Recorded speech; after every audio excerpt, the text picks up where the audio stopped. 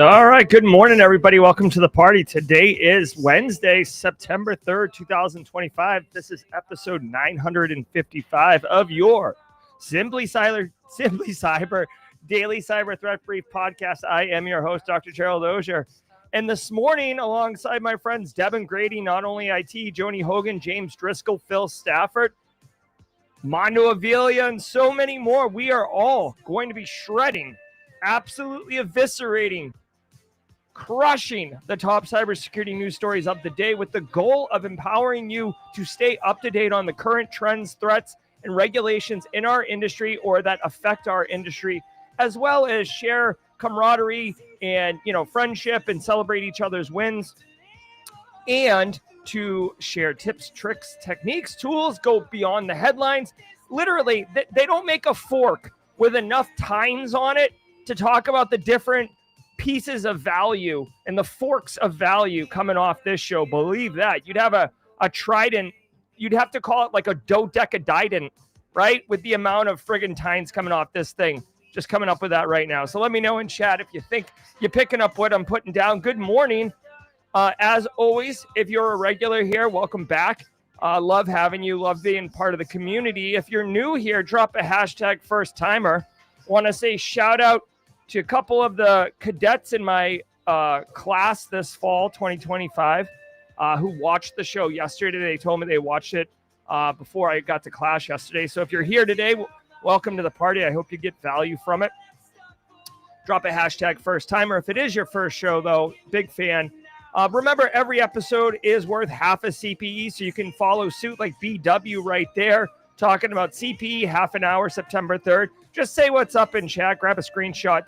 Make sure you get the date in there, which is in the title of this stream, and get those CPEs. You can get up to 120 CPEs a year from being part of the Simply Cyber Daily Cyber Threat Brief. So not too shabby, if I may so say myself. Guys, super, super pumped to be here. It is Wednesday, which means before we get into the news, we are going to go around the world with Daft Punk and Marcus Kyler's interactive world map. You guys get to watch me get sweaty under the pressure of finding where these countries are. I always struggle on Trinidad and Tobago.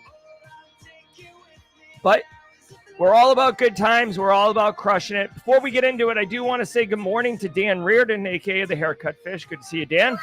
And I would love to say hello, shout out, and thanks to the stream sponsors, those who enable me to bring this show to you every single day, including today, September 3rd. Let's start off with Barricade Cyber Solutions and their webinar series. If you go to webinars.barricadecyber.com right now, you'll be presented coming up tomorrow at 1 p.m. Eastern Time. Barricade Cyber is doing a live ransomware monthly update. Now, if you haven't attended this before, let me tell you, it's very insightful. This is based on in the trenches, real responses, real threat intel. Barricade Cyber, while they do have the Fortify 365 solution to help you protect your environment, Barricade Cyber is a fully serviced incident response firm deploying resources on, honestly, businesses' worst days. And Eric comes monthly to tell you what he's seeing, what is real, what is not real. Definitely huge value. So hop on this, webinars.barricade. I think it's webinars. Hold on one second, I'll tell you. I want to give you the right. Yeah, webinars.barricadecyber.com for more information on that. Don't miss it. I also wanted to say shout out to Anti-Siphon. We've got some great news for you today about Anti-Siphon training. Those who are disrupting the cybersecurity training industry, if you go to antisyphontraining.com and go to their course calendar, you'll notice what is this? September 3rd. Wait a minute. That's today. Noon? That's just a few hours from now. What are we doing here? Oh my goodness. Eric Capuano, Whitney Champion, bringing the heat on how to train your AI security analyst.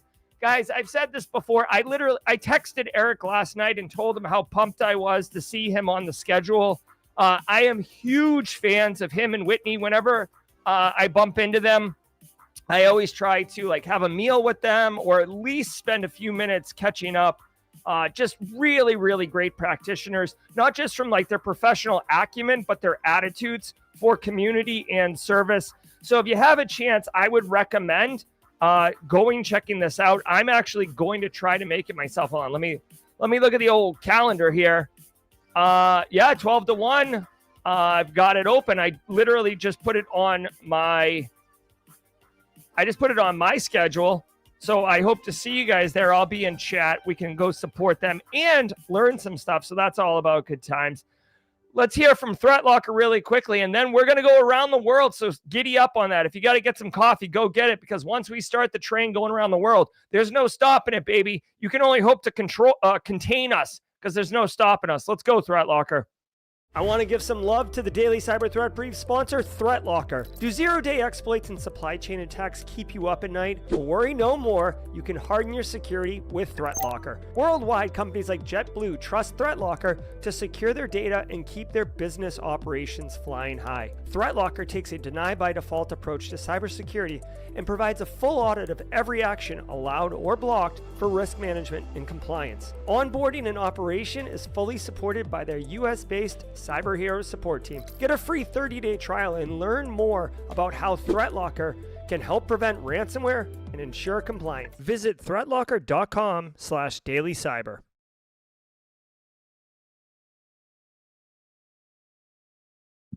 All right. Thank you, stream sponsors, for enabling us to party and just have a great time while also being professional. Just because professional is what we're doing here doesn't mean we have to be starchy and wear three-piece suits or blouses or whatever the equivalent would be for female.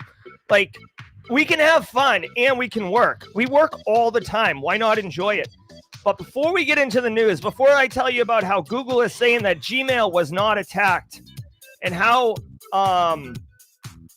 Cloudflare suffered its largest recorded denial of service attack ever, we are going to go around the world. Heck yeah, buddy. What happens when we go around the world? We light this candle up. Every single day of the week has a special segment. And Wednesdays, I'm very proud to tell you, is where we show the world how amazing this community is. This isn't a bunch of East Coast, white male, exclusive, privileged situation. We are diverse. We are equitable. We are international. We have perspectives coming from every different walk of life, socioeconomic backgrounds, cultural identities. And Gen Z, we have Gen Z representation. And on Wednesdays, I freaking prove it to the world alongside all of you. So do me a favor, if you would, get ready to launch into chat. Tell me where you're at. TechRun's going to start us off. Let me start the timer to 2 minutes. Turn the music up a little bit. And let's cook. All right, we're off and running. TechRun brings Denver. United States is online. Devin Grady coming in from Columbia, the Midlands. Hell yeah, Miami, Florida. Steve, what's up? Colorado, Jamaica, me crazy, Damien. Bringing the Caribbean online. Boom, Jamaica's in the house. Big Texas. I love it. Alexandria, Virginia. Cyber Pappy's in here. Spandex Thunderstorm bringing Africa online with Kenya, Eastern Africa in the hizzy. James Driscoll's back in North Carolina. What's up? We've got RJ bringing the Maple Leaf online. That's a lot of land. Fort Sill, Oklahoma. Good to see you. Pensacola, Florida. Stephen Michael, I love it. Andres is up in Norway. Hey, Scandinavia, I see you. Wait. Yes, Norway. The old fjords, if you will. Cyprus, Tim Koss. You got me, buddy. I'm going to have to Google that one. Cyprus online. Very nice little island there in the Mediterranean. Dallas, Fort Worth, Metroplex. Zenith bringing Illinois in the house. Kuta Chimera. What up, Zimbabwe? Hold on, I'm going to have to use the cheat code on Zimbabwe, too. Boom, Zimbabwe, landlocked. Minneapolis, Minnesota. They know a thing or two about a thing or two. King Victor B bringing Ireland online across the pond. Where's our Asia? Atlanta, Georgia, Hotlanta. I love it. Down the dungeon, Rhode Island. Matthew Rogers in Tanzania. Thank you very much, Matthew Rogers. Tanzania. Eastern Africa is very online. Come on now. No, Augusta Delgado. That could have been Columbia, South Carolina. We did see Ethiopia. I do need a fact check. Oh, we did get Colombia. South America's online. Hell yeah. Tanzania, Cyprus, Ethiopia, Dominica, Niagara Falls. Let's see Dominica. Boom, Dominica got you online. Pagoda, DC Sanchez, thank you very much. We have South America. Come on, where's Australia? Where's Asia? Funky Monk, yes sir, right at the last second. Come on, where's Triple D? Where's Bangladesh, India? All right, we got a 20-second delay. Can we creep in? We got Mexico in the house. 20-second delay. Bangladesh. Haircut Fish letting me know right at the last second. Ramen. Woo! Right at the buzzer. Guys, ladies and gentlemen. North America, South America, Europe, Africa, Asia, Australia. I'm even going to call Cyprus like the Middle East, right? Because it's really, really right there. This is what I'm talking about, people. This is awesome. You are awesome. Thank you very much for helping us demonstrate just how amazing this community is. I tell you guys all the time, I hope you don't think I take it for granted. I am just gobsmacked at how amazing this community is. You guys just inspire the living crap out of me. All right. Now, as fun as that was, we do have work to do. Wah, wah, wah. So do me a favor, everyone. Sit back, relax, and let's let the cool sounds of the hot news wash over us in an awesome wave. I'll see you all at the mid-roll. From the CISO series, it's cybersecurity headlines. These are the cybersecurity headlines for Wednesday, September 3rd, 2025. I'm Sarah Lane. 2.5 billion Gmail users at risk? Entirely false, says Google. Google dismissed claims that 2.5 billion Gmail users were at risk from a major attack, calling them entirely false. The rumors seem to have stemmed from a Salesforce-related breach tied to shiny hunters, which led to phishing and vishing attacks. But Google says Gmail itself was never compromised, adding that its protections block 99.9% of such threats and urged users to remain vigilant against scams. Cloudflare. Yeah, okay. All right, so this is going back to the Salesforce and Salesloft drift hack by shiny hunters. This was a pretty big one. We've talked about it like quite a bit in the last week or two because it was a really mainstream story. Salesforce is like the preeminent, I guess, CRM solution for enterprise, right? HubSpot's another particularly strong one. CRM data is typically like Phil Stafford's name, address, phone number, last time he was contact, things he clicks on, things he doesn't click on, like where he was identified, like data that's been enriched, right? So thanks, Phil Stafford, for being the demo for that example.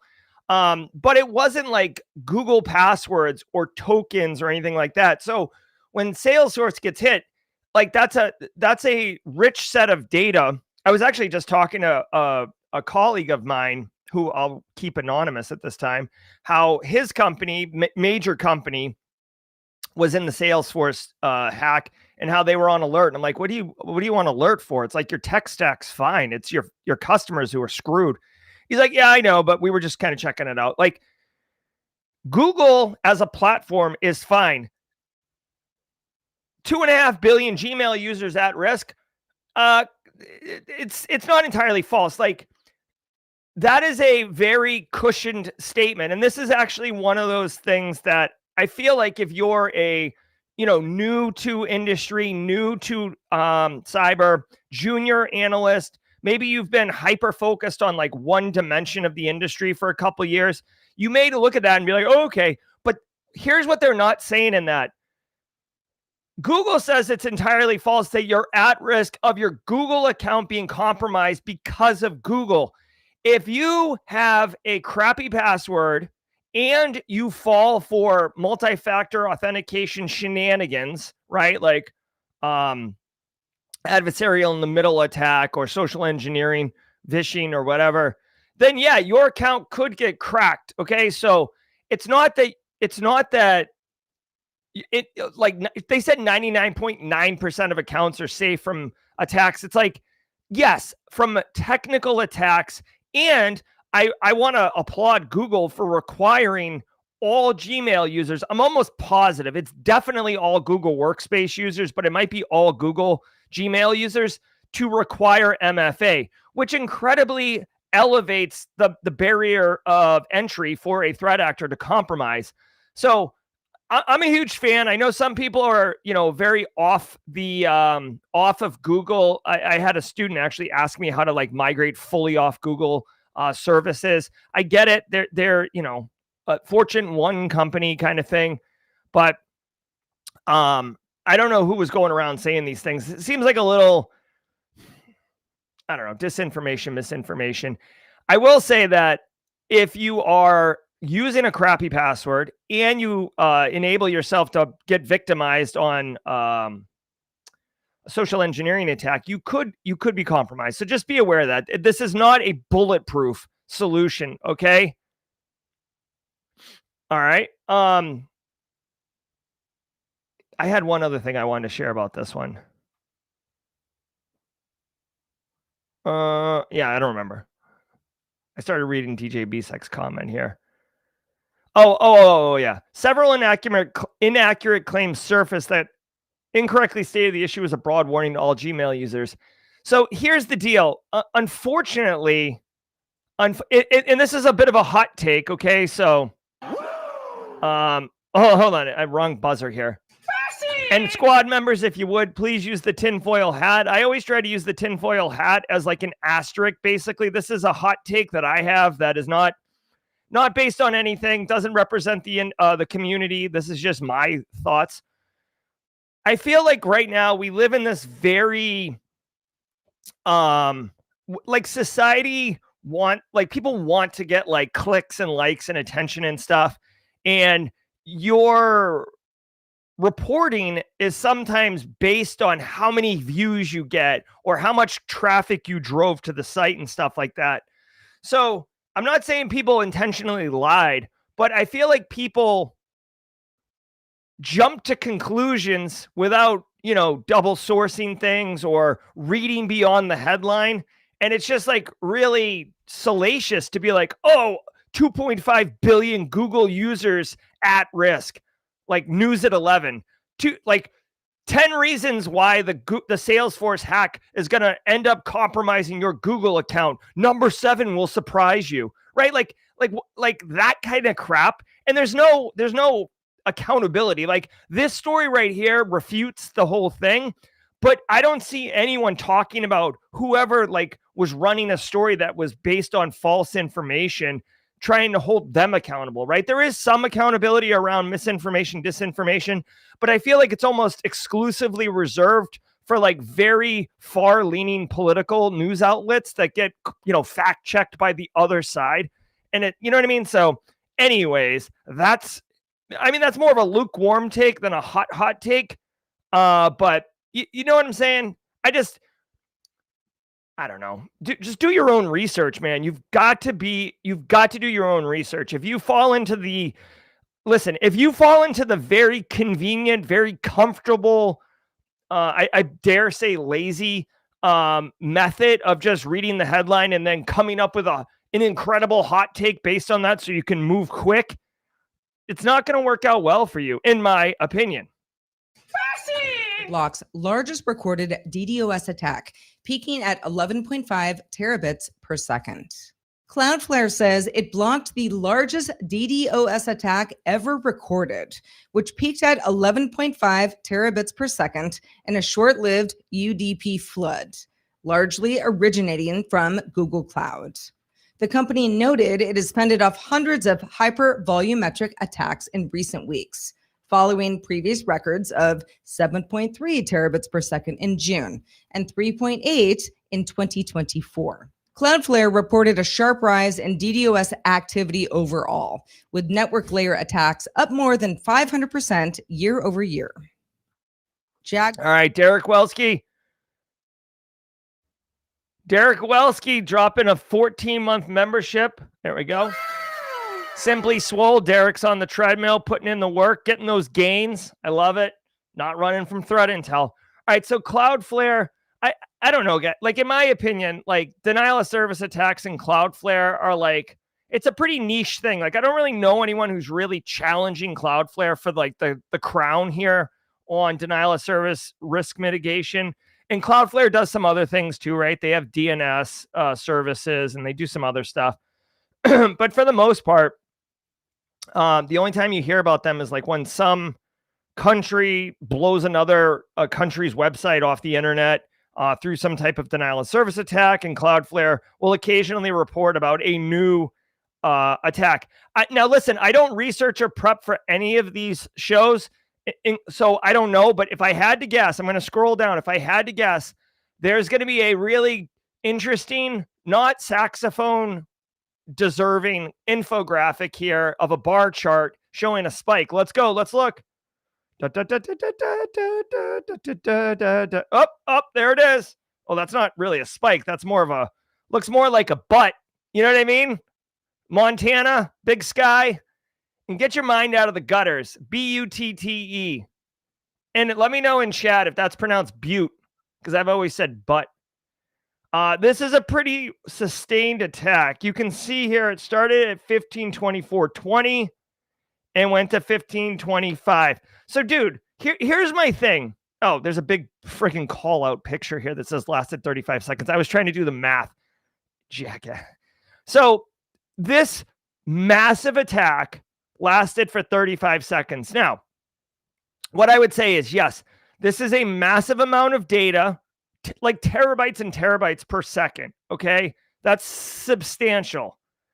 In order to execute this, you have to have quite the infrastructure in place, first of all. Second of all, it's 35 seconds. So what's really the impact? Chris Young saying it's officially butt because I said it. Okay, let's go with that. Guys, Zemif, if it's a butt, butte. Thank you, Phil Stafford, with the pronunciation key. All right, so it looks like a butte. Let me tell you a couple things. One, denial of service attacks. For the most of us, the largest recorded in history, 35 seconds. The thing with the denial of service attack is typically it needs to be sustained.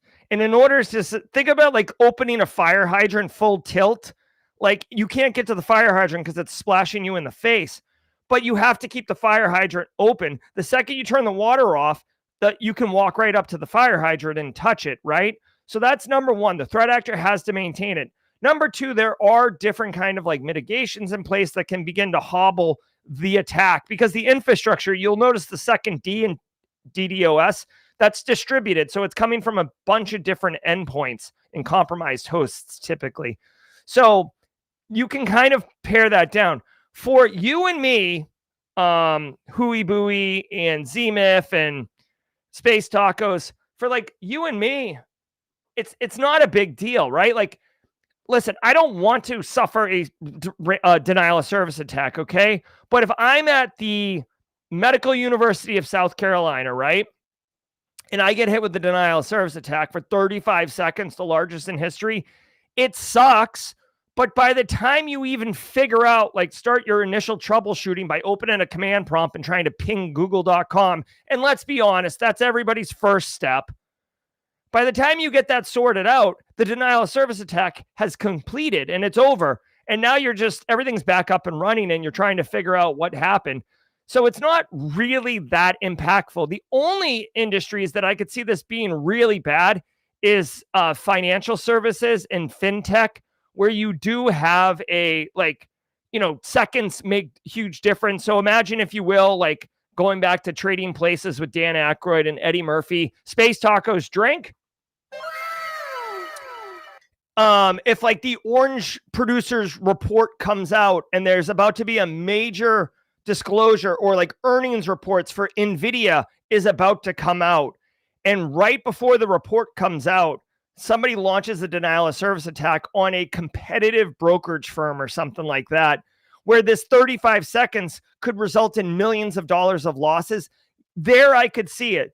But like, it's a pretty niche situation. So I feel like the situations where losing 35 seconds of uptime is critical.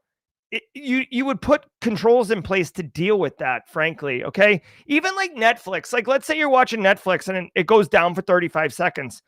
By the time you get up, turn it off, turn it on again, like look at the back of it. By the time you get through your initial triaging, it's back up and running and you just shrug and you're like, oh, I don't know what happened. So that's what's up. One other thing I would like to point out really quick to everybody, and I feel like this goes under the radar all the time. I do an entire lecture.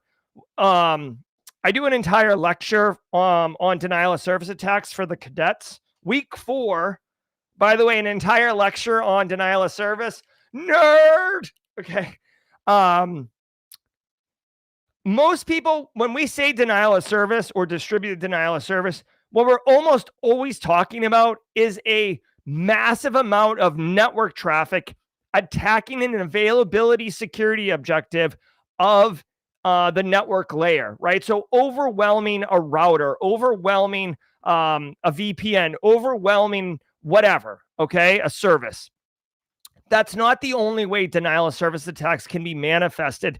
And I think it's important that people keep this in mind. When we talk about the CIA triad, yes, 20 plus years of experience, and I'm going to the CIA triad. Do you know why? Because it's legit. It's foundational. And I'm one of these old graybeards, by the way, that says there's only 3 security objectives, CIA. I'm not part of this new school where like non-repudiation and authentication are 2 additional objectives. You can bump that noise out of here. Okay, so anyways, if I do a wiper malware, that's going to attack the availability, right? So denial of service is an attack on availability, period, full stop. So really anything that attacks availability, that denies service, denies access to resources, this is a denial of service. So it is a larger category of attack than just network bandwidth, which is, by the way, why I can do a whole 50-minute lecture on it. Okay, so Shamoon, go look at Shamoon. That was a denial of service. Go look at NotPetya. Go look at North Korea's attack on Sony Pictures. Denying service, okay? All sorts of things like that. Yes, overwhelming with traffic is one thing. I would be interested, just as an academic here.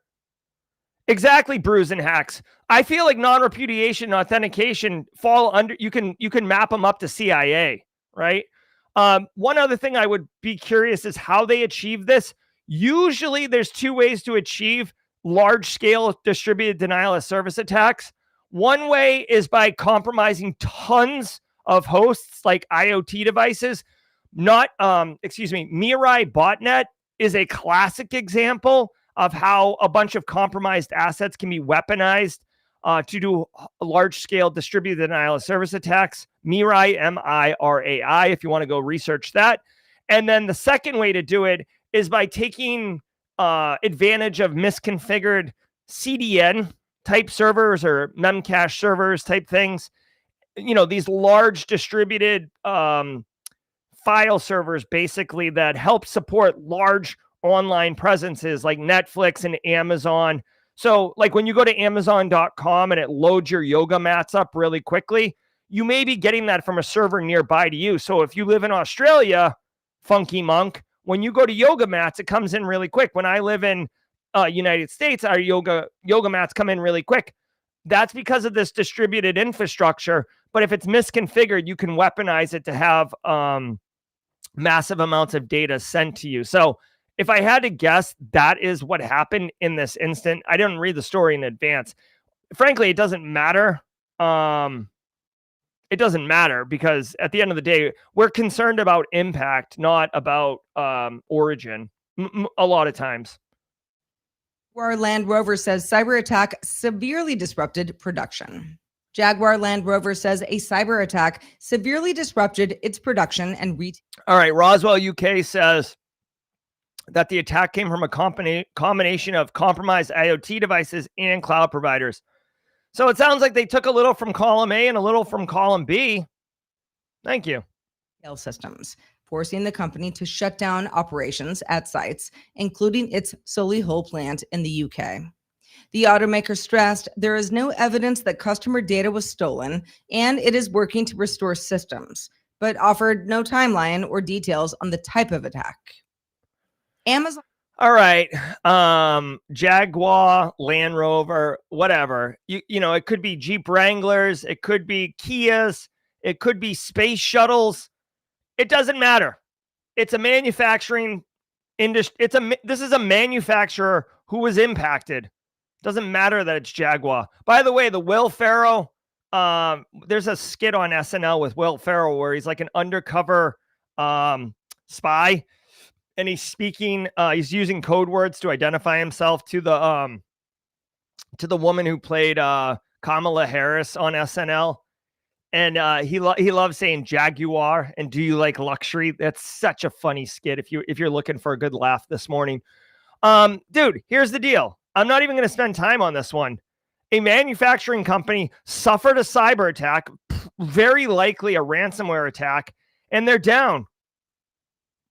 You know, I hate to be an a-hole. By the way, $38 billion, Jaguar. My goodness, you do like luxury. Yeah, the attack forced it to shut down several systems, including a production plant. Guys, I don't know who needs to hear this. I don't know who needs to hear this. If you work in manufacturing, I don't care if you're Jaguar, you're building John Deere parts, you're building, ballpoint pens. I don't care. You are a hot target for ransomware threat actors because they know literally, first of all, check this out, because I worked in manufacturing. The margins are incredibly lean in manufacturing, and anyone who works in manufacturing here can definitely attest to this. Yeah, Roswell, UK, space shuttles. Why not? They had to come through a manufacturing line. The manufacturing typically has like 1% to 3% profit margins. They're very lean, okay? So when you attack a manufacturer, you're doing a couple things. One, they know how much money they're making per day, right?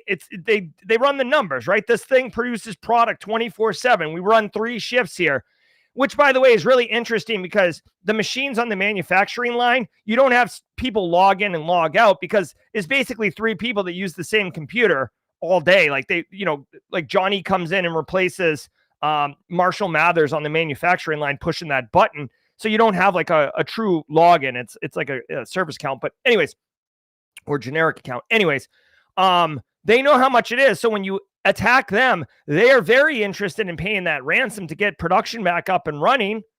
And they know they can definitively say we're losing. If the ransom is $200,000 and they know that they produce or they create $500,000 a day worth of revenue, it's a no-brainer that they need, they'll pay that. And threat actors know that. Dude, these threat actors are absolutely living the high life, right? Drinking that champagne of beers. So whatever, manufacturing place hit. There you go. There it is. Stymies APT29 credential theft campaign. Amazon says it disrupted a credential theft campaign by a Russian state-linked group behind the SolarWinds hack. Attackers compromised legitimate websites to redirect visitors to fake Cloudflare verification pages, exploiting Microsoft's device code authentication flow to gain account access. The campaign used obfuscation and selective targeting to avoid detection, but Amazon tracked and dismantled its infrastructure, urging organizations to review Microsoft's guidance and restrict device authentication if not needed. Way to go, Amazon. Now, Amazon gets dunked on a lot for different reasons, okay? But this is cool. So APT29, which is kind of like the varsity team for Russia, right? They have a couple varsity squads, right? They have like a traveling varsity squad, and then they have like the in-house one. Basically, APT 29's legit, okay? Like I'm thinking NSA level skill set, okay? And like, and just so you know, like one of them's typically associated with like misinformation, and another one's associated with like espionage and stuff like that. I forget the other APT 29, but it's like Fuzzy Bear and Cozy Bear. If you're going to use the CrowdStrike naming conventions. Okay, so basically this group was sending fake Cloudflare verification pages, very similar to ClickFix. And then they would exploit Microsoft's device code authentication flow, which is attacking multi-factor authentication. Going back to the Google story, the tech stack is solid. It's if the user gets compromised, they can fall for it, okay? So this is a total Microsoft, this is a Russia on Microsoft user population attacking the Microsoft tech stack. And Amazon researchers come in like a bunch, not all heroes wear capes. And their threat intelligence team, shout out to the threat intelligence team, basically blew this up. They were impersonating AWS to phish users with RDP files. Oh, hold on. Well, okay, well, forget it. I'm not going to give Amazon a W on this one. I mean, they did good work, but Amazon found APT 29 was impersonating AWS pages to phish users. So this story is slightly misleading because the story would suggest that Amazon helped Microsoft, but it sounds like that's not true, frankly. Okay. So Dark Reading is a wicked good cybersecurity news outlet. So I'm sure I'm just misunderstanding what's going on here in the story. But let's see. Yeah, you could see here APT 29 is Midnight Blizzard, which is Microsoft's naming convention, aka Cozy Bear. And they're targeting, think tanks, government groups, etc. They're the ones who were responsible for SolarWinds. Like this, to me, SolarWinds is the most sophisticated cyber attack in history. I know some people would argue Stuxnet, but SolarWinds was, again, I don't promote or condone or endorse cyber attacks or any of that stuff, but just as a pure academic, as a lover of cybersecurity, as someone who unbelievably appreciates our industry and all the nuances of it, the SolarWinds attack is a chef's kiss from planning to execution to the way that they delivered the payloads, the deep rooted persistence across hundreds, if not thousands of organizations. It's insane. Okay. Again, I'm not endorsing it or supporting it. I'm not going to get a SolarWinds GRU tattoo on my knuckles anytime soon. Okay.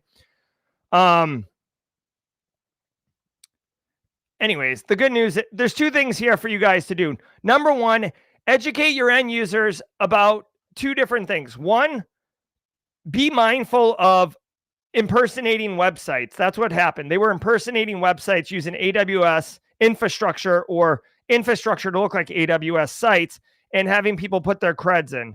If you do that, then the threat actors are going to be able to log in if you don't have multi-factor authentication. So educate your end users on that. Number two, they were sending people friggin' RDP links. Educate your workforce. No one, dude, very seldomly is someone going to send you an RDP link in an email attachment or as a attachment of some sort and have you connect into their machine. That's just weird. And you're connecting to threat actor controlled assets. So I'm confused why someone would fall for this, but you know what? It happens. And thirdly, just take a lap, Amazon threat intelligence, for disrupting, pretty much one of the biggest dogs in the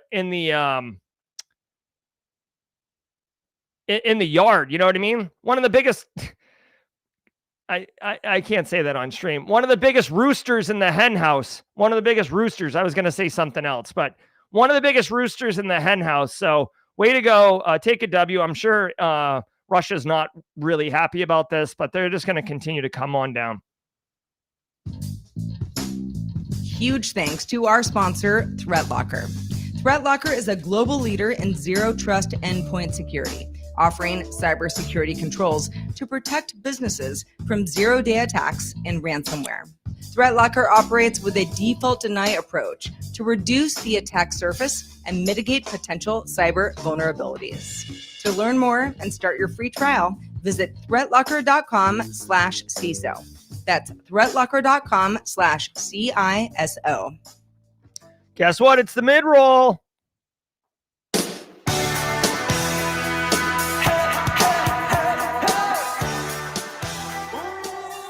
All right, holla, holla, holla. Dude, I want to thank all of you for being here. I hope you're having a great show. I certainly am. We're running a couple minutes behind, but that's okay because we did the mid-roll activity at the beginning. Guys, I want to say thank you to all of you. Thank you to the stream sponsors, Barricade Cyber, Anti-Siphon, ThreatLocker, and Delete Me. Before we talk about Delete Me, I want to remind everybody we did this last Wednesday, and it was really well received. So we're going to roll it back. I'm sharing this right now. We're going to have Jason Walters come on at 9 o'clock before jaw jacking. He's the hiring manager for this job. I'm going to drop a link to this job posting. This is an open, available job right now. Pays 98 to 108K. Go ahead, read the job posting. Get ready because he's going to come on. He's going to spend 2 minutes kind of briefing you, and then you guys can ask him whatever questions you want about this open job, and then we'll do some jaw jacking. I am beside myself happy that we can potentially make this an every Wednesday activity of trying to get people jobs up in this piece. So go ahead, read that file, and I will, I got to do the Delete Me ad. All right, holla. Dude, shout out to all of you. Thank you very much, Delete Me. Delete Me makes it easy, quick, and safe to remove your personal data online at a time when surveillance and data breaches are common enough to make everyone vulnerable. It's easier than ever to find personal information about people online. Having your address, phone number, and family members' names hanging out on the internet can have actual consequences in the real world and make everyone vulnerable. As someone with an active online presence, privacy is really important to me. Listen, I've got hot takes up here. Sometimes people disagree with my hot takes. And you know what I would like them to do? Talk to me in an open forum, not purchase my address from a data broker and show up at my house trying to have a conversation with me or threaten my family. So privacy is very important to me. Take control of your data. Keep your private life private by signing up for Delete Me now at a special discount for our listeners. Get 20. Hold on. Get 20% off your Delete Me plan when you go to joindeleteme.com/simplycyber. Use promo code simplycyber at checkout. The only way to get 20% off is to go to joindeleteme.com/simplycyber. Enter code simplycyber at checkout. That's joindeleteme.com/simplycyber. Code simplycyber. Thank you. Delete Me. All right, hold on one second. All right, hold on. You're saying that the hold on. You should be able to just access this thing.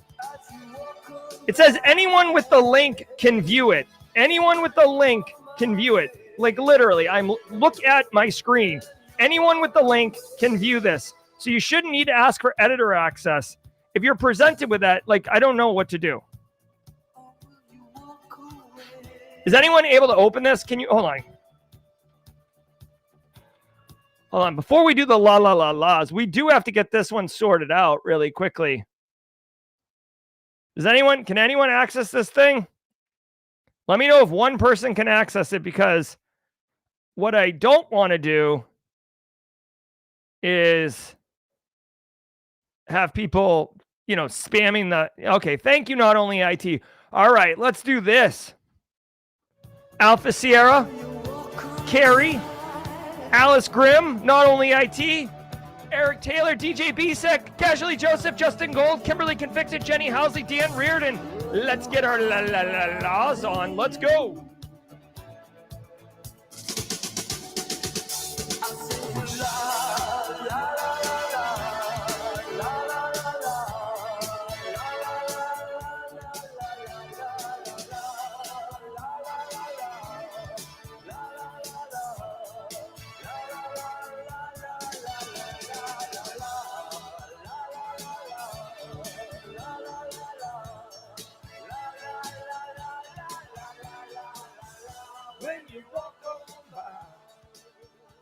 All right, let's finish strong. We got a job to go interview for. Let's go. CISA taps Nicholas Anderson for Executive Assistant Director of Cybersecurity. Nicholas Anderson has been appointed Executive Assistant Director of Cybersecurity at CISA, safeguarding federal networks and critical infrastructure. Anderson previously served in the Department of Energy during the current U.S. president's first term and was most recently president and COO of Invictus International Consulting. CISA officials say his government and private sector experience will help strengthen engagement with infrastructure partners. Jason. All right. A couple of things here. I don't know this guy from a hole in the wall, Nicholas Anderson. What I will say is, one, CISA is responsible for cybersecurity under Biden administration and Jen Easterly's guidance. It was very very public, very overt. Jen did a wonderful job of being, a public-private sector partner. Under the new administration, obviously, whenever new leadership takes over, I don't care if it's the U.S. federal government or a Fortune 500, executive team, people bring in their own people. They fire, the old regime, et cetera. It's not even about politicking. It's more about being aligned on strategic direction and vibes, right? This guy, I'm happy to see that CISA is getting staff that are qualified. Okay. Nicholas Anderson, he served already as the Department of Energy, Cybersecurity, Energy Security and Emergency Response Division, Assistant Secretary, so the guy's got some chops, right? Some time in the saddle, if you will. He's got some of those worn, his pants are kind of fraying up in the upper thigh area from riding on the saddle quite a bit.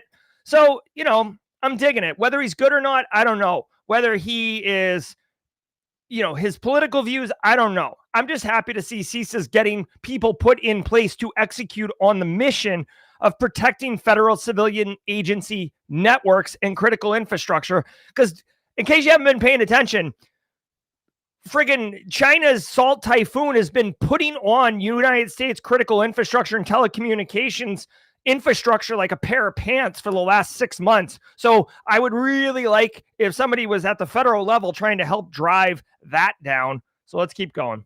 Fig file leaks Azure Active Directory credentials. A misconfigured appsettings.json file in ASP.NET Core exposed Azure Active Directory credentials, letting potential attackers access through Microsoft's OAuth 2.0 endpoints. With these secrets, attackers could steal data, escalate privileges, or deploy malicious apps. Experts say the case underscores ongoing risks from cloud misconfigurations and hard-coded secrets. All right, hey, quick question. I'm not an Azure admin, okay? I was under the impression, I've been walking around don't we call this Entra ID now? Didn't they deprecate Azure Active Directory as a term? Let me know in chat. If they didn't deprecate it, if Entra ID is something different and I have just been wildly misinformed, I would like to correct that ASAP. Otherwise, I'd like to admonish this article for using deprecated terminology. All right, so here's the deal. This is a misconfiguration issue. Listen,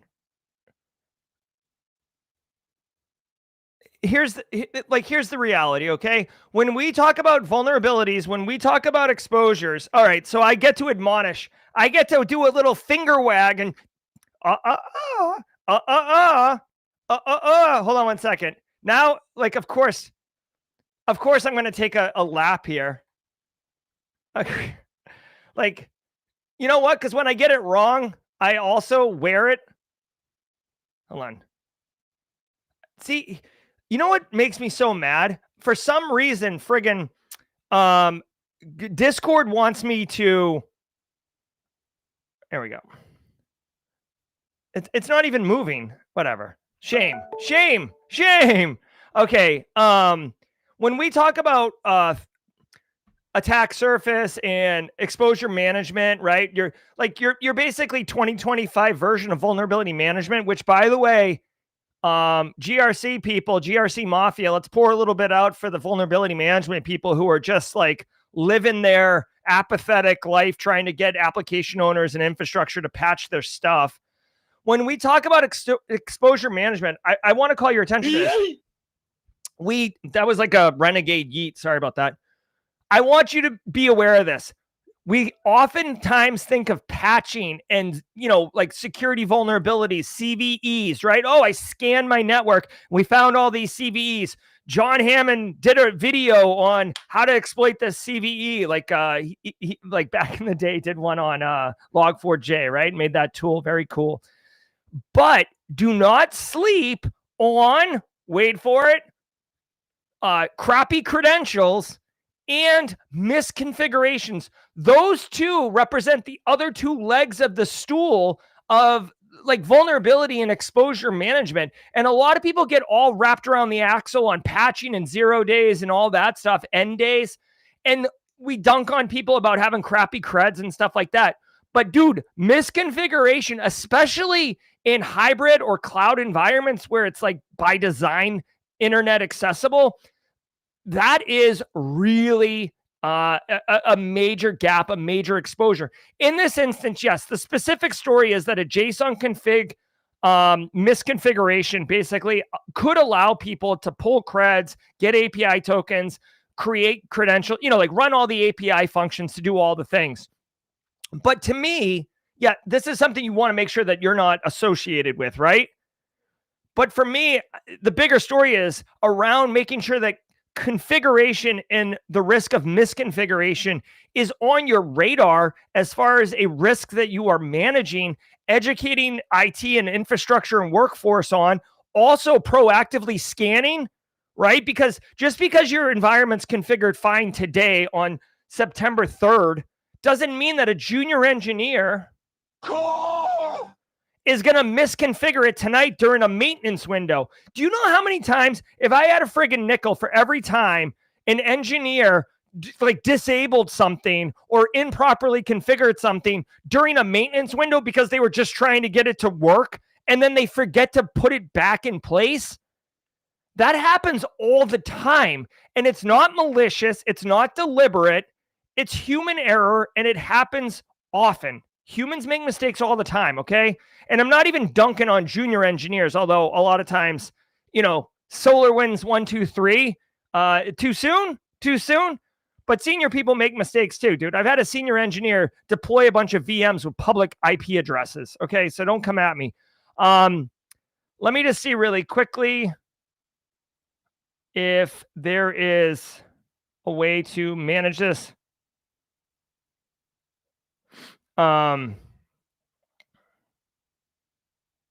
So do not expose app settings.json to the internet. That sounds like a good best practice here. All right. So if you're using a hybrid environment, Azure AD, Entra ID, if you want to call it that, this is a bit of a technical thing, but I would go basically look, find this file, see if it's got secrets in it. If it does, I guess configure it according to whatever the research is coming from Microsoft. There's clearly a way to do it.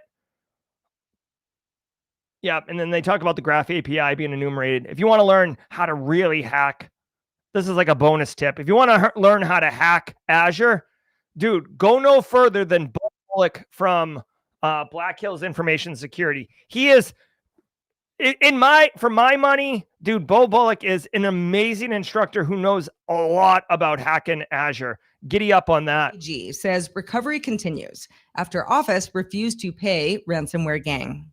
Pennsylvania Attorney General David Sunday said that his office has largely restored operations after a ransomware attack on August 11th, rejecting calls to pay the ransom. While some court cases were delayed, he confirmed prosecutions and investigations aren't expected to be affected.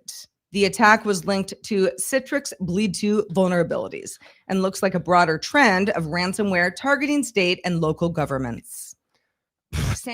A larger trend of ransomware targeting state and local governments. Like, I appreciate it, reporter, but it's September 2nd, 2025. Like, the trend of attacking state and local governments is well established. Minneapolis, St. Paul, Los Angeles, Spartanburg, like name any major city in Texas. Like, they've all, Baltimore, Atlanta back in 2017. Hello? Like 2017 called, they want their like hot takes back.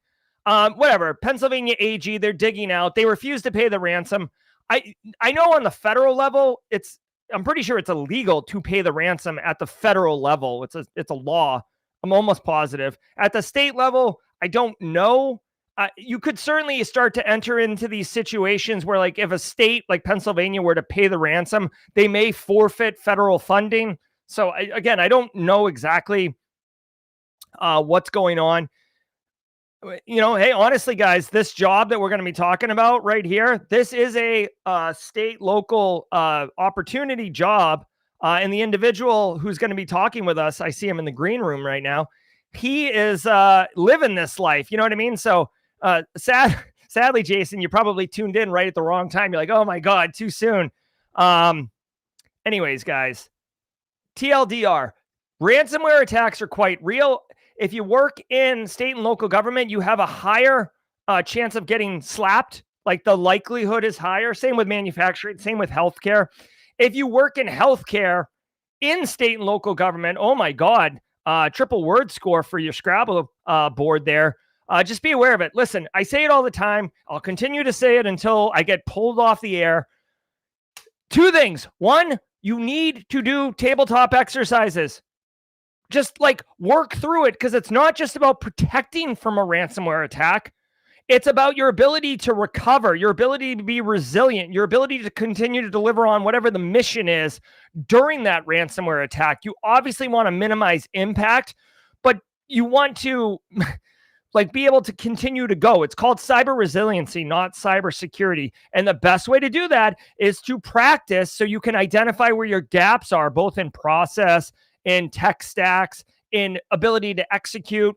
And then also, can we please just put in the basic stuff here? Email security, MFA, EDR, the things that, you know, basically help limit the likelihood of this even getting on your network in the first place, right? Cyber kill chain, if you remove essentially the second link in the chain, because you can't stop recon, if you remove that second link in the chain, the whole thing collapses. You know what I mean? All right, let's go. We got to finish strong. Sangoma patches critical zero-day exploited to hack FreePBX servers.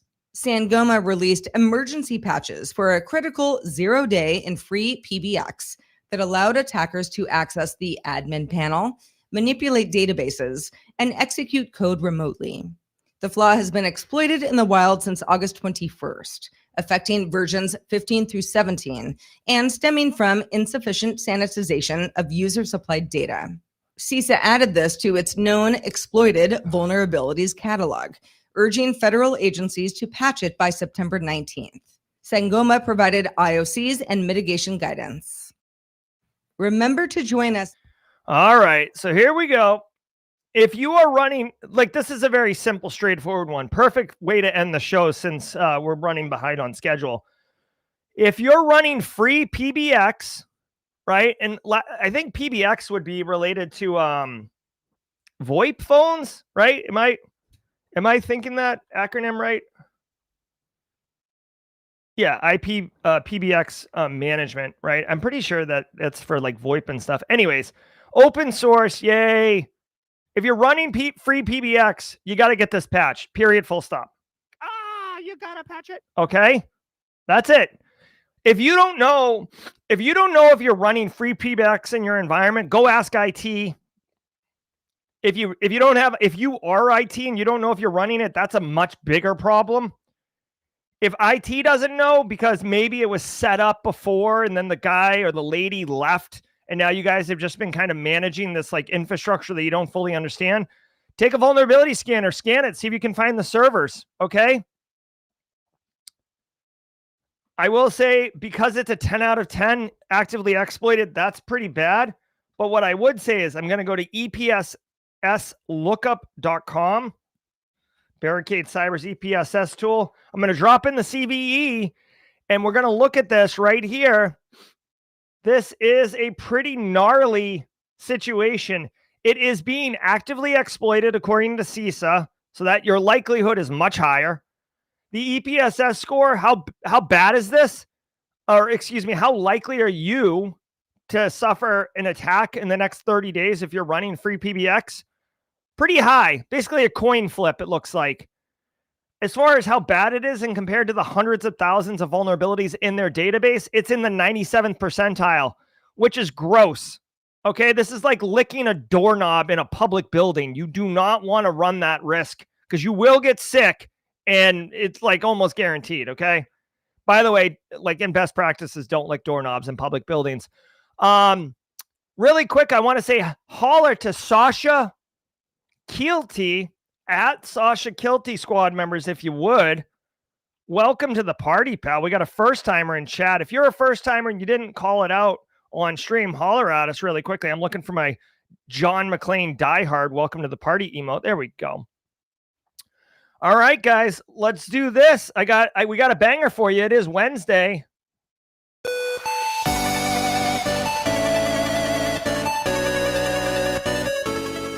All right, guys, I hope you enjoyed the living heck out of the show. I certainly did. Today was episode 955 of your Simply Cyber Daily Cyber Threat Brief. Don't go anywhere because we're going to be going to Jawjacking, another show. And like we did last Wednesday, we're trying to make this a trend. Before we get into answering your questions, we're going to give something to the community. We're going to be talking to the hiring manager for this Deputy Director of IT Network Security Manager position. I've made the posting available for you to research before this happens.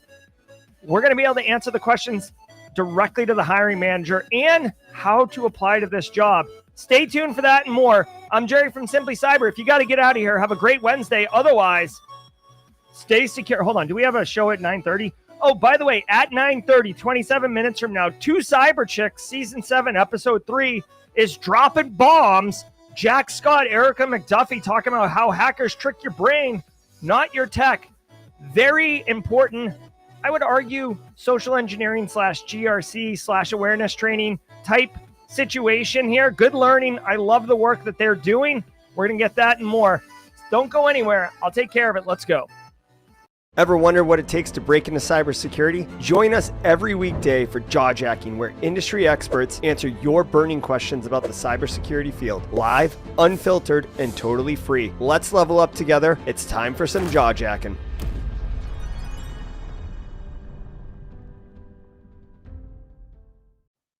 All right, what's up, everybody? Welcome to the party. I am Jerry Guy. Hold on. I'm Dr. Gerald Auger. Wait a minute. Hold on. All right, what's up, everybody? Welcome to the party. I am your host for Jawjacking. This is a 30-minute show where we'll answer all your questions that you have, trying to mentor at scale and help people level up. Before we get into that, I am very pleased to introduce you to a friend of mine, Jason Walters, Low Country Zone. Here we go. Jason, what's cracking, buddy? Hey, good morning. Thanks for having me on this morning. Heck yeah. So for those who don't know, Jason and I have been kind of running in the same circles in South Carolina for a couple years now. I'm very pleased that I got to see Jason last week or a couple weeks ago at the SC Critical Infrastructure Cybersecurity event. And we were rapping about this opportunity. I was like, Jason, I'm kind of starting this new thing. Why don't you come on and we'll talk about it? So I'm going to share this right now so everybody can see it. I have made this available in advance already. Jason, why don't you break it down for us just a little bit? Tell us about the opportunity and how people can apply, and then I'll field any questions that Chad has directly to you. Yeah, absolutely. So I'm the CIO with Dorchester County. I've been here for a number of years, and we've spent the last few years really rebuilding the infrastructure and rebuilding everything from the ground up. We've touched every piece of technology. but it was very dilapidated and old and needed a lot of updating. We're here on the edge of Charleston, South Carolina, in that metro area, if you will. So we're one of the fastest growing counties. And we are really focusing on trying to set the strategic direction for the next few years. And as we look at that, we want to change our focus now that we've rebuilt that infrastructure and kind of got that solidified to really focus on security and at modernizing our applications. And so as we do that, we've sought and gotten approval to add a network security manager to our team. And with this role, they'll be overseeing our network administrators and managing them, but then also really driving security home and setting our strategic direction for years to come. And they'll be managing any additional growth in our security team and really kind of building that from the ground up. So it's a great opportunity for somebody who's looking to really come in at the root level and be able to, own something and really manage it themselves. So really quick, I do see, if you have any questions about this job, please drop them in chat. Jason is the hiring manager for all intents and purposes. In addition, you would be working directly with Jason kind of as his right-hand person, helping drive the cybersecurity mission. He is the CIO, and it's important to note, CIO, right, Jason? I know, you might say CTO, CIO.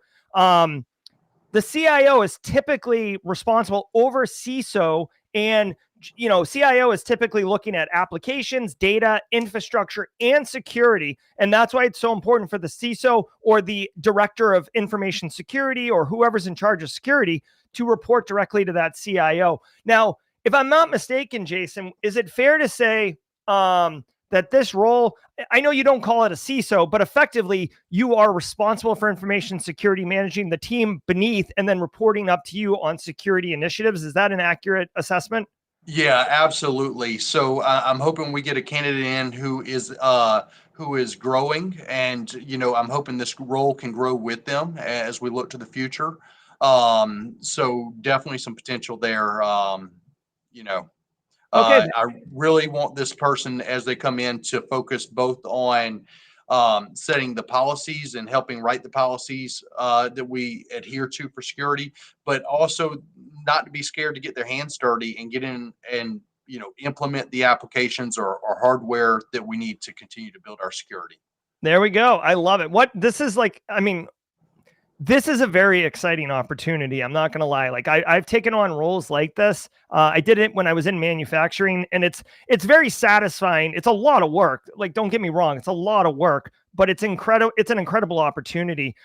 Really quick, Kevin 1059 with a super chat. Let me call that out. Did we just become best friends? Yep. He says, love you, Dr. Auger. Thank you, Kevin. I appreciate the super chat, and I hope you guys are getting value from that. So let's drop some questions in chat for you, Jason. Kyle wants to know, what's going to be the most difficult part of this role in the first 90 days? I think getting the lay of the land. That's obviously number one. Understanding what we've done, what vulnerabilities and risk we have out there.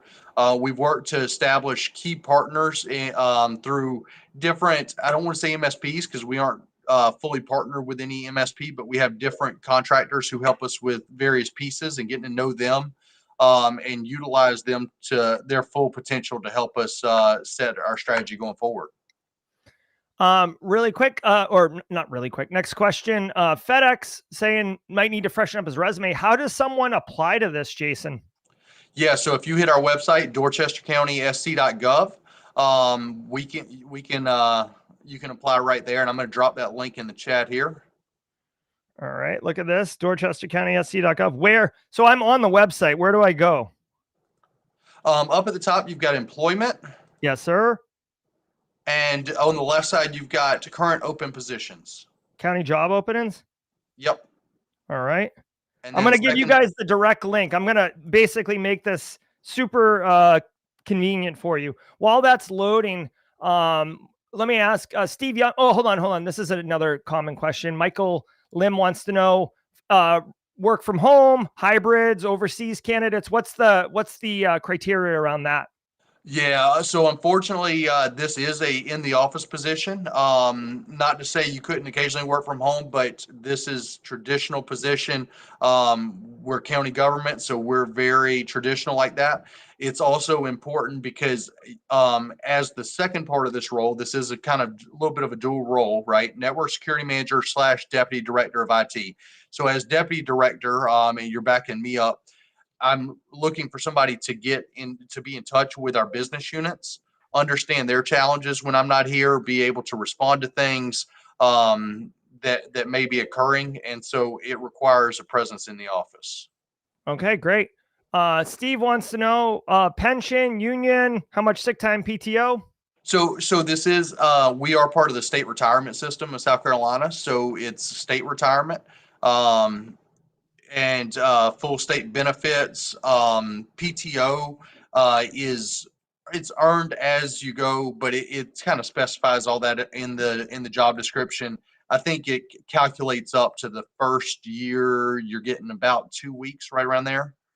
Yeah, and for those who didn't know, when I worked at MUSC, which is the medical university, that is a state authority. So I actually did work for the state of South Carolina for 5-6 years, and it was a good experience, right? You can choose. I assume this is the same, Jason. You can choose to start contributing towards the pension, which is this retirement plan that's pretty great. Or you can choose to invest in more of a traditional 401k type situation. And that's really a personal decision whether or not you think you're going to stay for the long term or not. But yeah, I had a great experience. I mean, that's one of the benefits of government work is that it's a bit more stable, a bit less unpredictable, right? Chris Young, does HR filter out apps that don't have one of the 3 listed certifications? So the certs, let's look at it. The certs are GSEC, CISP, or CASP or equivalent. So he's asking if you're automatically disqualified if you don't have one of these. No, I would say you are not automatically disqualified if you don't have one of those. I would highly encourage you to apply. One thing that's great about the county is we're great about getting funding for training and sending people to get certifications. So if you're looking to get one of these, this might be a great opportunity for you as well. But there's a good likelihood that we would be looking to set some parameters on the hiring that you get the certification or a certification within a certain amount of time. Because we definitely want to ensure that whoever we hire has the expertise we need, right? Roswell UK says, why not outsource this role? Why are you keeping it in-house? What's the career development look like? Great question.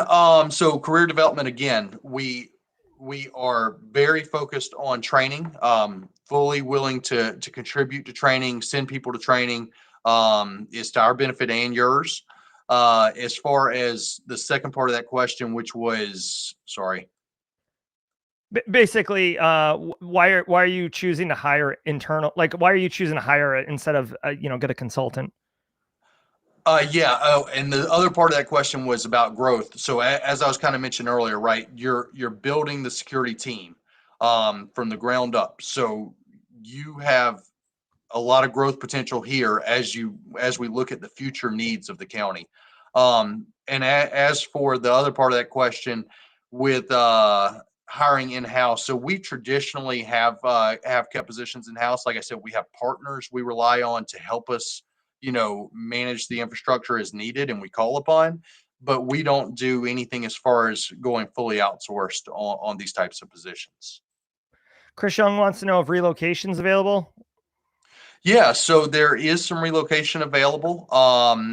We would have to talk to HR to work out exactly all the details on that and talk about your needs, but there are some options there. Awesome.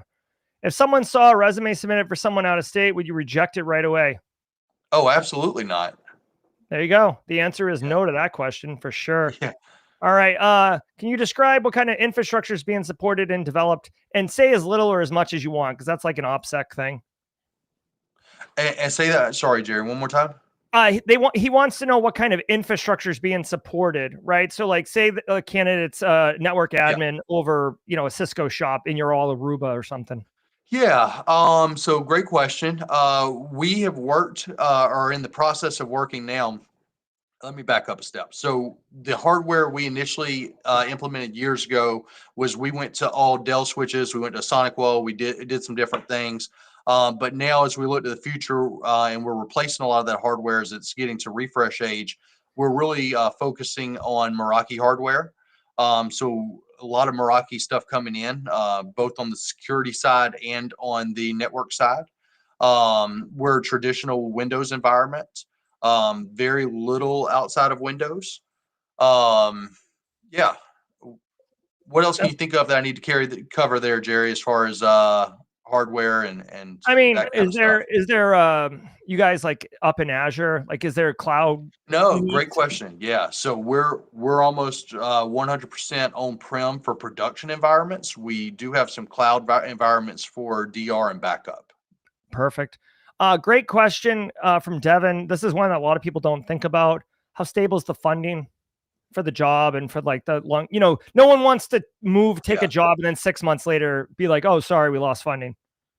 No, so I'll say that's one of the beauties of county government in Dorchester County is the stable is unparalleled. I mean, the stability is great. No concerns there at all. This is not a grant position that's going away after a number of years. It's not a contract position that comes up for renewal. This is a full-time county position. I love it. All right. I see a couple questions in here that are kind of been answered already. One here, we can kind of do this 2 questions in one shot, Jason.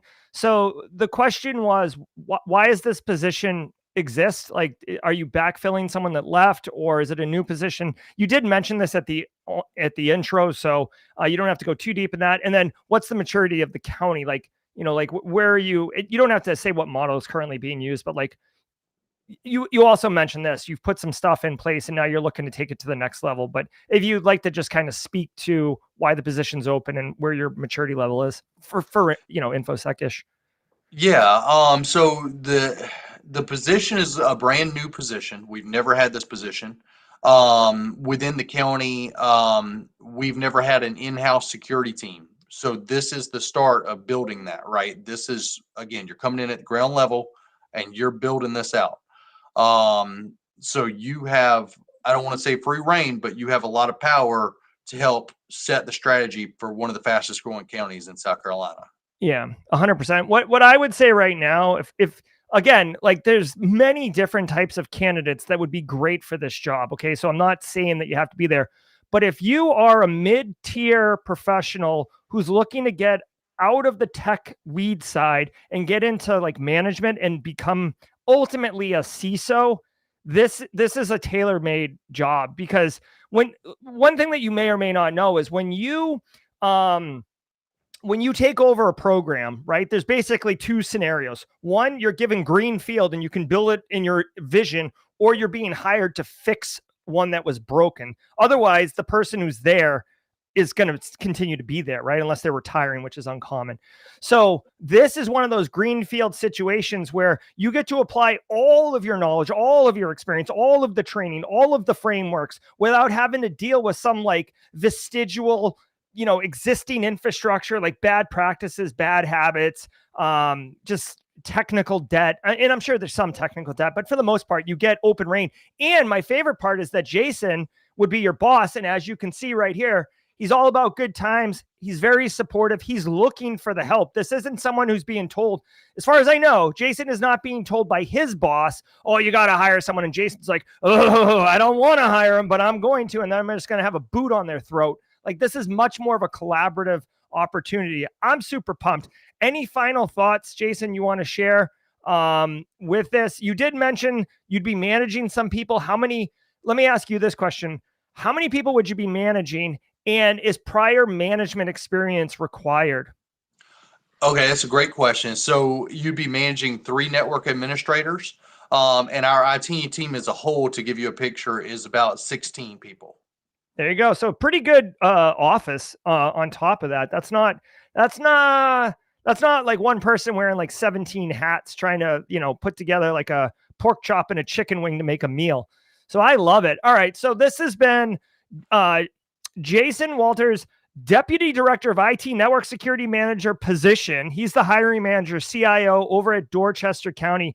If you would like to apply to this amazing opportunity, this is the link right here. I'm going to drop it in chat. If you're watching on replay, all you have to do is go to Dorchester, like literally Google Dorchester County sc.gov, and then you'll see this page. Go to county job openings, just type in CIO in the search bar, and you'll pull this up.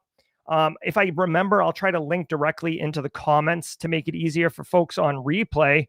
But yeah, no, this has been really, really excellent. Jason, any final things we didn't cover? Anything anything I promised you that I'm not delivering on? No, that's all. I hope you guys flood me with applications and make my job hard to select a candidate. There you go. I like it. I do like it. One final question, because this is a nice one. Mental Edge says, what's a typical day look like for this person, you think? So typically you're going to be working 8:30 to 5. Like I said, in the office, you'll be in a few meetings, but this isn't an environment where we have meeting overkill. You're going to have some free reign to kind of set your schedule and, follow through on your tasks. I love it. All right. Well, thank you very much. There's the links. Now, Jason, I'm going to offer you an opportunity. We do this jaw jacking from 9 a.m. to 9:30 a.m. Eastern time every single Monday through Friday. And then at 9:30, we actually go into another podcast, two cyber chicks who are both senior level GRC professionals. You are invited to stay with us. I don't know what questions they're going to ask. It could be anything. And we try to answer and mentor at scale. If you have to boogie out of here, completely understand, no expectations, no requirements. But if you want to party with us, you are more than invited and welcome to be here. What say you, Jason? Yeah, I'll hang around. I appreciate the opportunity. All right. So Jason's going to party with us. I love it. I was playing Weezer. It's one of their more popular songs that's like not off the Blue album, called I Can't Stop Partying, right before we started. So seems like it was setting the tone for the day. So this is jaw jacking, everyone. If you have a question about cybersecurity industry, tools, techniques, training, the realities of the job, anything, drop them in chat with a Q up front and we will answer the questions. We have a special guest today, Jason Walters. He's a CIO. He's been CIO for, dude, when did we meet? It's probably been like 5 years ago, right? It was at one of those, it wasn't SC Kick. It was before that. It was before SC Kick. Yeah. It might be been SC GMIS. Yeah, that could be it. I just remember meeting Jason, and now we always get to like interact with each other periodically. Also, Jason, we're hosting Simply CyberCon here in November. If you and your team are interested in checking it out, it'll be November 3rd. We're actually doing a full day of training the Sunday, November 2nd. I'll give you more details on that if you'd like, but it'd be cool to see you at that and meet more people in the community. Of course, you're part of the community now too, Jason. So, all right, I'm going to try to pull up questions here. Let's go. Michael says, what's your recommendation for Linux OS antivirus? Good question. I don't think I've ever installed antivirus on a Linux machine. I would assume Microsoft Defender has a Linux variant that you could run on it. Do you have any thoughts on this, Jason? No, I'm not a Linux guy, so I can't be much help on that one. Yeah, so Michael, it's almost always Windows shops running around. I would be surprised if there wasn't a Defender Linux installer, right? Again, not to say that Linux doesn't have malware. It definitely does, but let's see. Zach says, I recently created my own Microsoft Azure account. Doing some projects with Azure help with finding my first IT role. Yeah, for sure. And I also want to point out, Zach, that Microsoft actually has a lot of free Azure training. The training is designed to set you up so you can take and pass the SC 900 entry-level Azure engineer exam, but the training is free. So definitely don't miss the opportunity to get all that training from Microsoft for free. I think any of that would certainly help. This particular instance with Jason, they're mostly on-prem, but Jason, as a hiring manager, how do you value people who are doing very hands-on projects and getting experience that way? Oh man, I'm grateful. So, like we talked about, this role is our first in building out our security team and looking to the future. And so, hands-on is going to be a key part of it. There you go. So Zach Morrison, straight from the hiring manager's mouth of how valuable these things are. Really quick, back to the original question Michael had about the Linux. FedEx is saying CrowdStrike has one. Sean saying Sentinel-1 has one. I'm not surprised. I mean, these are high-end enterprise grade front of Black Hat booths, right? They're making, hundreds of millions of dollars. Like I'd be stunned if they didn't have a Linux variant. Cyber Risk Witch trying to get to know you. How'd you get into cyber, Jason, or IT? How did I get into cyber? So I started out in IT in banking. Spent about 10 years in banking, and then made the jump over to county government. I was in one of the fastest growing banks in the nation. We grew from about 20 branches to about 250 branches while I was there. And so got a lot of experience, but it was a very unstable environment and a lot of stress and a lot of hours. And so I decided to look for something a little more stable and ended up in government. There you go. And that very stable for sure. Sean Saylor says, comparing my success or lack thereof with getting interviews with someone looking to get interviews, should he be comparing himself to others? Like he's applying, not getting interviews. Other people are getting interviews. I have some thoughts on this, Jason. Do you want to weigh in on it? I would say take another look at your resume. There are a lot of people out there who will help you with your resume and make it fine tune it. A lot of the local libraries and different organizations have people who will help you with that. But really, really focus on that and getting your resume right and eye catching. Figure out what kind of certifications you can get to help you look more appealing for these positions if you don't have them, and I think it'll fall in place.